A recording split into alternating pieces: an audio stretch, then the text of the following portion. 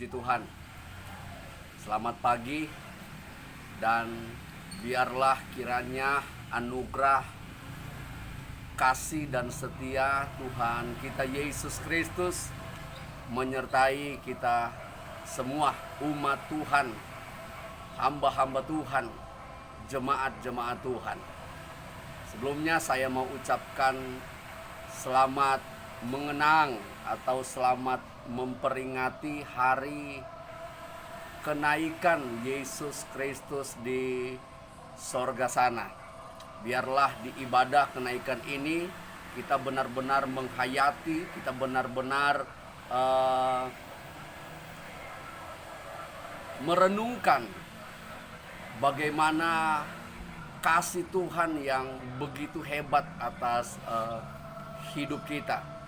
Sebelumnya saya mau sampaikan beberapa hal terkait dengan Yesus naik ke sorga sana, berkaitan dengan makna dari kenaikan Yesus Kristus Tuhan kita ke sorga. Nah, sebelumnya kita tahu bersama bahwa di dalam Alkitab ini yang kita akui sebagai kitab suci, sebagai suara Tuhan atau Tuhan itu sendiri, di dalam Alkitab ini mencatat setidaknya ada 7 agenda penting yang harus kita hayati bersama-sama, yang harus kita mengerti dan pahami bersama-sama. Agenda yang pertama, prakelahiran Yesus Kristus. Di dalamnya tentunya berisi nubuatan-nubuatan Sang Mesias akan datang. Siapa itu Mesias? Siapa itu penyelamat? Tentunya Yesus Kristus Tuhan.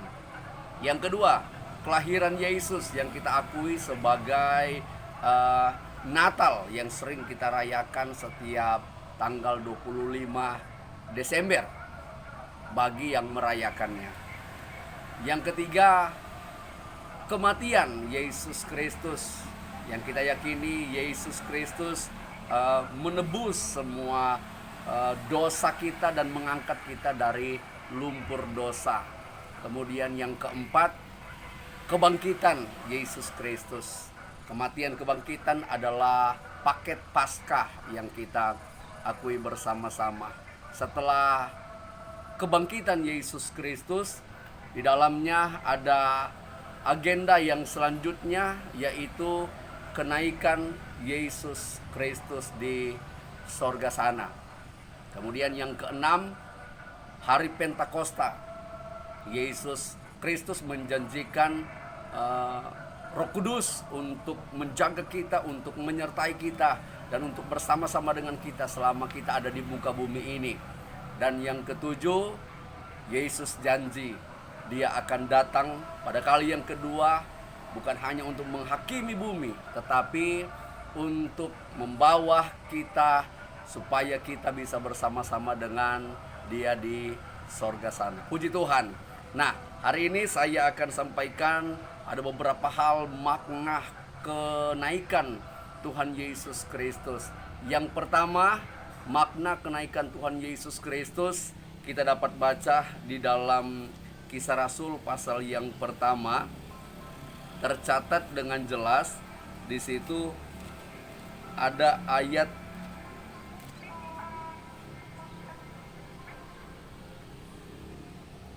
yang ke-9, dikatakan sesudah ia mengatakan demikian, terangkatlah ia disaksikan oleh mereka, dan awan menutupinya dari pandangan mereka. Apa yang Yesus katakan?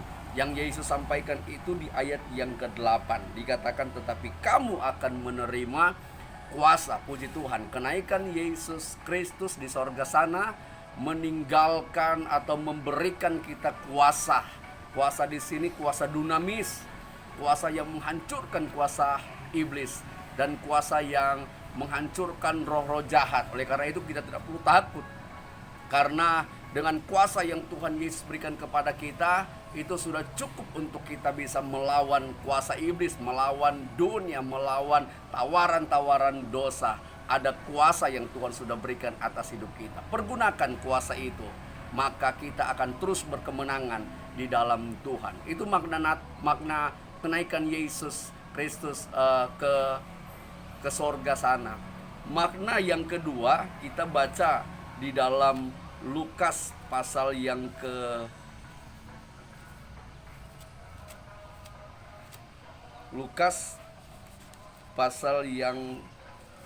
ke-24 ayat yang ke-50 dikatakan, lalu Yesus membawa mereka keluar kota sampai ke Betania. Di situ ia mengangkat tangannya dan memberkati mereka, dan ketika ia sedang memberkati mereka, terpisahlah ia dari mereka dan terangkat ke sorga sana. Puji Tuhan, selain kuasa, Tuhan berikan berkat bagi kita. Makanya kita yang percaya jangan pernah berkata, kok saya tidak diberkati Tuhan. Ingat baik-baik firman Tuhan ini, catat, sebelum Yesus naik ke sorga, dia tinggalkan berkat bagi kita. Semua kita yang percaya sudah diberkati, tentunya sesuai dengan kapasitas kemampuan kita masing-masing. Tapi yang pokok, semua kita diberkati Tuhan. Tidak ada yang tidak diberkati Tuhan. Semua kita diberkati Tuhan sesuai dengan firman Tuhan ini, catat. Setelah Yesus naik ke sorga, dia tinggalkan berkat bagi kita semua. Puji Tuhan, diberkatilah kita yang percaya Yesus Kristus Tuhan. Dan yang keempat kita baca di dalam Yohanes pasal yang ke-14. Yang ketiga dicatat di dalam Yohanes pasal yang ke-14 ayat yang kedua. Firman Tuhan berkata, di rumah Bapakku banyak tempat tinggal. Jika tidak demikian, tentu aku mengatakannya kepadamu. Sebab aku pergi ke situ untuk menyediakan tempat bagimu. Puji Tuhan, ada janji Tuhan atas hidup kita, yaitu tempat tinggal untuk selama-lamanya. Rumah di sorga Tuhan Yesus berikan atas hidup kita. Ya, mungkin di rumah, mungkin di bumi kita tidak punya rumah, tetapi percayalah, ketika kita percaya Yesus Kristus Tuhan, maka Tuhan sudah sediakan rumah kita di sorga sana. Puji Tuhan, biarlah anugerah Bapa menyertai kita semua, dan hari ini kita terus menikmati berkat-berkat Tuhan. Yang terakhir, makna kenaikan Yesus Kristus yang ke sorga adalah Tuhan berikan perintah bagi kita. Apa itu perintah? Perintahnya, pergi, beritakan Injil, beritakan pengampunan dosa hanya di dalam Yesus. Beritakan Yesus Kristus itu Tuhan. Beritakan lewat suara kita, beritakan lewat perbuatan kita.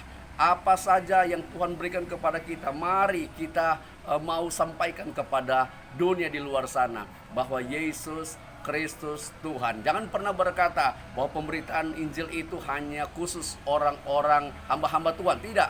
Semua kita yang percaya Yesus Kristus Tuhan wajib memberitakan Injil. Memberitakan Injil tidak perlu jadi pendeta. Cukup menjadi pelita, cukup menjadi terang.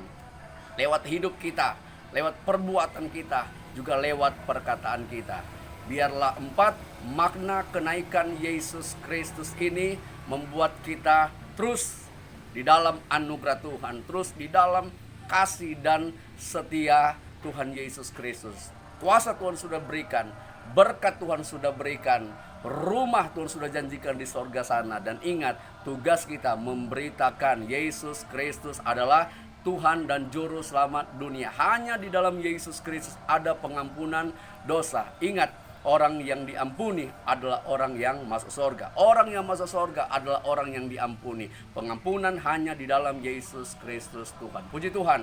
Tuhan berkati kita semua dan shalom. Haleluya.